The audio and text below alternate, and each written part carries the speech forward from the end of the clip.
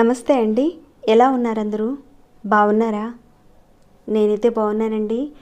మీ అందరికీ అమ్మవారి ఆశీస్సులు ఎల్లప్పుడూ ఉండాలని కోరుకుంటూ, ఎవరైతే బంగారం కొనాలనుకున్నవారు, కొనలేకపోతున్నవారు ఈ చిన్న పరిహారం చేసుకుంటే ఇంట్లో బంగారం చేరడానికి అవకాశం ఉంటుంది. అలానే బంగారాన్ని మనం పొందాలంటే స్వర్ణాకర్షణ మంత్రాన్ని కూడా ఇక్కడ నేను చెప్తానండి. ప్రతి ఏకాదశిలో కానీ, ప్రతి శనివారం రోజుల్లో కానీ మీరు వెంకటేశ్వర స్వామి గుడికి వెళ్తున్నారా? అయితే తప్పకుండా ఈ వస్తువుని తెచ్చుకోవడం మర్చిపోకండి. తెచ్చుకున్న తర్వాత ఏం చేయాలి, ఏ రకంగా అనేది అన్నీ కూడా చెప్తానండి. మన ఇంట్లో మహాలక్ష్మి అమ్మవారు కొలువై ఉందని చెప్పే సంకేతాలు ఏంటంటే, డబ్బుకి, వెండికి, బంగారానికి దేనికి లోటు లేకుండా నిండి ఉండడమే మహాలక్ష్మి అమ్మవారు అక్కడ కొలువై ఉంటుందని అర్థం. అలా అని చెప్పేసి మీరు అప్పులు చేసేసి బంగారం, వెండి అలాంటివన్నీ కూడా కొనుక్కొని ఇంట్లో తెచ్చిపెట్టుకోకండి. ఇంట్లో ఐశ్వర్యం పెరిగే కొద్దీ, ఇంట్లో రాబడి పెరిగే కొద్దీ నెమ్మదిగా బంగారం, వెండి నగలు కొనుక్కునే శక్తి వస్తుంది, స్తోమత వస్తుంది. కొందరికి డబ్బు చాలా ఉంటుంది, కానీ గురిగింజంత బంగారం కొనేంత సందర్భ అవకాశాలు కూడా రావు. కారణం ఏంటంటే వారికి స్వర్ణయోగం లేదని అర్థం చేసుకోవాలి. కానీ కొందరు ఎంతో కష్టపడి బంగారాన్ని కొనుక్కుంటారు, కానీ కొద్ది రోజుల్లోనే ఆ బంగారం తాకట్లోకి వెళ్ళిపోతుంది. ఇప్పుడు చెప్పుకునే విధంగా మీరు చేస్తే గనక లక్ష్మీ కటాక్షంతో మీ ఇల్లు బంగారంతో నిండి ఉంటుంది. బంగారం దేనికి చిహ్నం? ఐశ్వర్యానికే కదండి. డబ్బు ఉన్నా కానీ బంగారం కొనలేకపోతున్నారు, అప్పుడు కూడా ఈ పరిహారాన్ని చేసుకోవచ్చు. లేదా బంగారం కొనేంత డబ్బు లేని వారు కూడా ఈ పరిహారాన్ని చేసుకోవచ్చు. ఈ పరిహారాన్ని మీరు చేసుకోవడం వల్ల డబ్బులు ఎప్పుడు కూడా మీ చేతిలో నిల్చుంటాయి.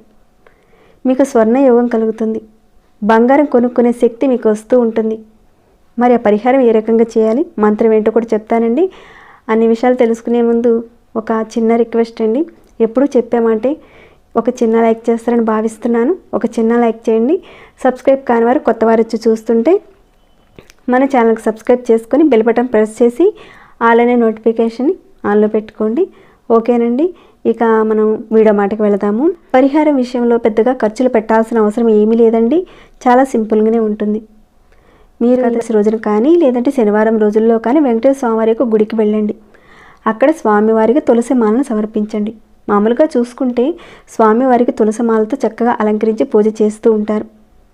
మీరు గుడికి వెళ్ళి దర్శనం చేసుకున్న తర్వాత ప్రసాదం కింద తులసి తీర్థం కూడా ఇస్తూ ఉంటారు. అలానే తులసి దళాలను కూడా ఇస్తారు మీకు ప్రసాదం కింద. ఒకవేళ వాళ్ళు ఇవ్వకపోతే మీరు పూజారి గారిని అడిగి స్వామివారి పాదాల దగ్గర ఉన్న ఆ తులసి దళాలను ఇవ్వమని చెప్పి కాస్త అడిగి తీసుకోండి. మీరు తీసుకున్న తర్వాత అమ్మవారిని కూడా దర్శించుకోండి. అక్కడ దర్శించుకున్న తర్వాత అక్కడ మీకు కుంకుమ పువ్వులు ఇస్తారు కదండి, పువ్వులను చక్కగా మీ తలలో పెట్టుకోండి. మీతో పాటు మీ వారు కానీ, కుటుంబ సభ్యులందరూ కూడా వస్తే కనుక వారికి చక్కగా కుంకుమ ధారణ చేయండి. లేదంటే ఇంటికి తీసుకువెళ్ళి వాళ్ళందరికీ కూడా కుంకాన్ని పెట్టండి. అయితే ఈ తులసి దళాలని, కుంకాన్ని మీరు ఇంటికి నేరుగా తీసుకొచ్చిన తర్వాత మీరు ఎక్కడైతే డబ్బులు దాచుకుంటారో మీ బీరువాను ఓపెన్ చేయండి. తర్వాత మీరేం చేస్తారంటే ఒక ఇత్తడి గిన్నె కానీ, ఒక రాగి గిన్నె కానీ, లేదా ఒక వెండి గిన్నె కానీ, లేదంటే ఒక చిన్న గ్లాసు, అంటే ఇత్తడిది కానీ, రాగిది కానీ, వెండిది కానీ, ఈ లోహాల్లో ఉన్న ఒక గ్లాస్ కానీ, ఒక బౌల్ కానీ తీసుకోండి. అందులో మీరు తెచ్చిన తులసి దళాలను పెట్టండి. అలానే కుంకాన్ని కూడా పెట్టి దానితో పాటుగా ఒక చిన్న పచ్చ కర్పూరాన్ని కూడా అందులో పెట్టండి. ఇలా పెట్టిన తర్వాత ఈ 3 పెట్టిన ఆ గిన్నెను మీరు డబ్బులు ఎక్కడైతే దాచుకుంటారో అక్కడ పెట్టండి. పెట్టిన తర్వాత మీ బీరువాను అలానే తెరిచుంచండి. తెరిచుంచి అక్కడ ఈ మంత్రాన్ని చెప్పాలి.